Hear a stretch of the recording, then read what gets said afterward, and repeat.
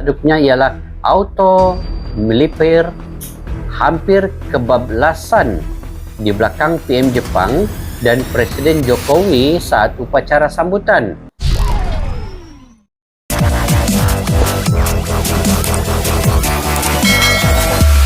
Assalamualaikum dan salam sejahtera. Apa kabar semua sahabat-sahabat kalian di luar sana yang daripada Sabang sampai ke Merauke? Semoga Anda semua diberikan kesehatan, dimurahkan rezeki, sentiasa dipanjangkan umurnya dalam keberkatan, guys. Dan kepada Anda yang sudah sudi bertandang ke channel ini, selamat bergabung, dan juga semoga Anda semua dirahmati dan diridai oleh Allah Subhanahu wa taala. Oke guys, pada hari ini insyaallah apa yang kita mau react pada hari ini ya berkaitan dengan kunjungan Perdana Menteri Jepang ya ke Indonesia pada hari ini 29 April 2022. Jadi apa isi penting yang ada dalam kunjungan Perdana Menteri Jepang ini dan bagaimanakah sambutan Pak Jokowi dan juga negara Indonesia terhadap kunjungan Perdana Menteri Jepang ini ya. Jadi sama-sama kita saksikan dalam video ini guys. Dan juga dari mana video ini kita dapati guys, daripada Beterindo, channel berita terbaru Indonesia. Kepada yang baru ketemu dengan channel ini, bolehlah subscribe, like, share, dan komen guys, untuk kita sokong dan dokong channel ini berkembang dengan lebih maju untuk memberikan info-info yang terkini kepada kita di Nusantara ini guys. Oke, apa tajuknya guys? Tajuknya ialah auto militer hampir kebablasan di belakang PM Jepang dan Presiden Jokowi saat upacara sambutan. Apa maksud melipir dan kebablasan ini guys? Saya pun kurang pasti. Jadi kalian yang tahu sana boleh komentar di bawah apa maksud dan makna melipir dan kebablasan ini guys. Oke, jom kita tonton sama-sama guys tanpa basa-basi. Sas.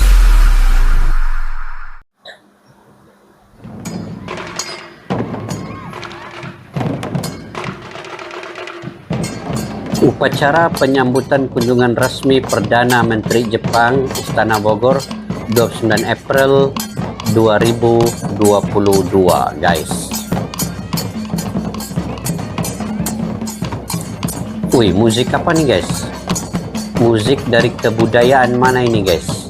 Boleh komentar di kolom di bawah guys. Bantu saya untuk mengetahui apakah jenis pukulan gendang sempena menyambut kedatangan Perdana Menteri Jepang nih.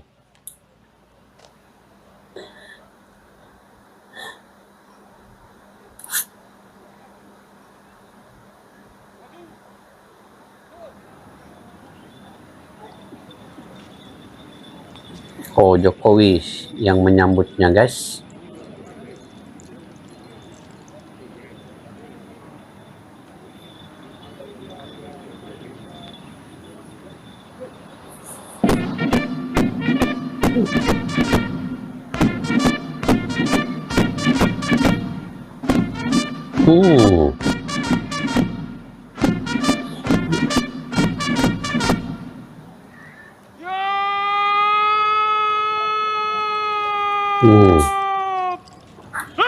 Hormat senjata.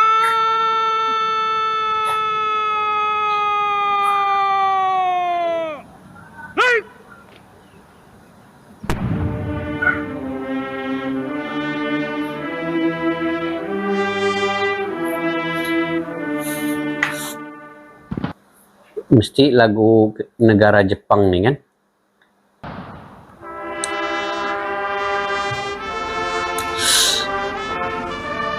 Betul lah.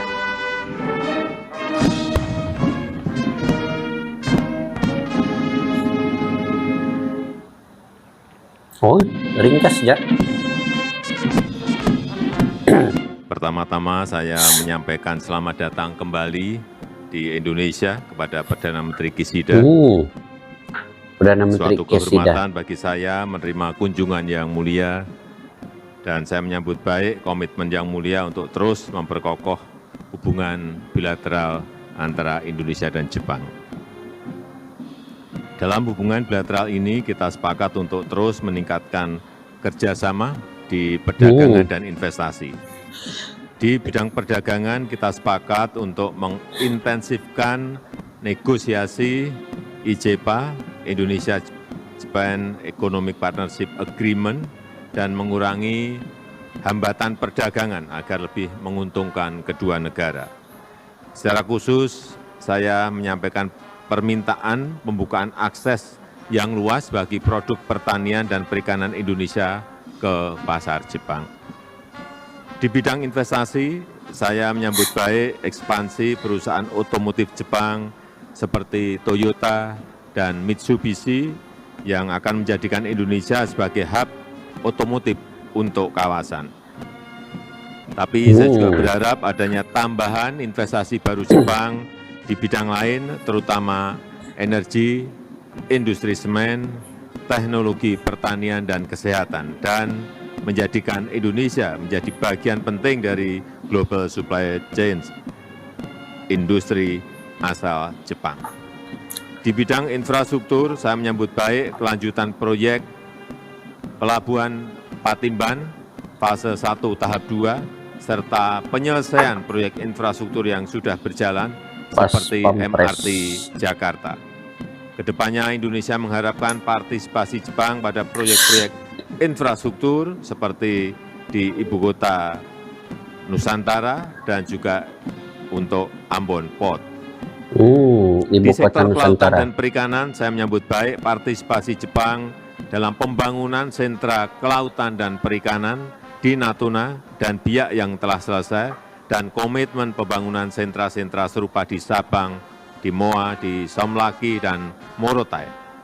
Di sektor energi dan lingkungan hidup, saya mengharapkan percepatan tindak lanjut kerjasama transisi energi melalui investasi energi baru terbarukan seperti hidrogen, biomasa, dan kalau ada majelis sebegini guys, yang uniknya kan Indonesia ini dia menggunakan bahasa Indonesia ya, dia bukan menggunakan bahasa Inggris. Mungkin nanti adalah penterjemahnya kepada Perdana Menteri Jepang nih.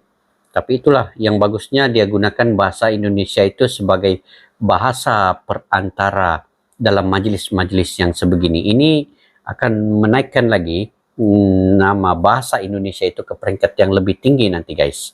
Oke. Mantap. Metanol serta finalisasi dan implementasi MOU kerjasama lingkungan hidup. Di sektor ketenaga kerjaan, saya menekankan tentang potensi besar pekerja migran Indonesia untuk mengisi lowongan kerja di Jepang. Penguatan kerjasama, pelatihan bagi calon pekerja migran Indonesia harus kita kerjakan bersama-sama. Mengenai isu kawasan dan isu global, khususnya mengenai Ukraina, saya menekankan ajakan Indonesia agar semua negara menghormati kedaulatan dan integritas wilayah negara lain secara konsisten. Perang Ukraina harus segera dihentikan, dan kita bersepakat untuk menciptakan situasi yang kondusif agar perundingan dan solusi damai dapat segera tercapai. Sejauh ini, saya telah melakukan pembicaraan dengan sejumlah kepala negara, kepala pemerintahan negara lain. Sekali lagi, perang harus segera dihentikan dan solusi damai harus segera dicapai. Dunia harus bekerja sama untuk mengatasi dampak perang, baik dampak kemanusiaan maupun dampak perekonomian. Dan bagusnya Pak Jokowi ini guys, apabila dia bercakap di majelis besar sebegini, dia akan menyampaikan, pertamanya dia akan menyampaikan perdamaian guys. Dia hentikan peperangan, dia selalu menyebut hentikan peperangan, di mana-mana peperangan lah, terutama sekali di Ukraina yang sekarang ini dengan Rusia. Inilah keneutralan Pak Jokowi apabila berhadapan dengan negara-negara luar ini. Dia tidak menyebelai mana-mana pihak. Dia akan selalu sebut pasal perdamaian ini. Sebab Islam menekankan itu guys. Itu yang saya salut dengan Pak Jokowi ini guys. Oke, kita lanjutin. Presidensi Indonesia di G20 akan kita manfaatkan sebagai katalisator penanganan kemanusiaan dan pemulihan ekonomi dunia.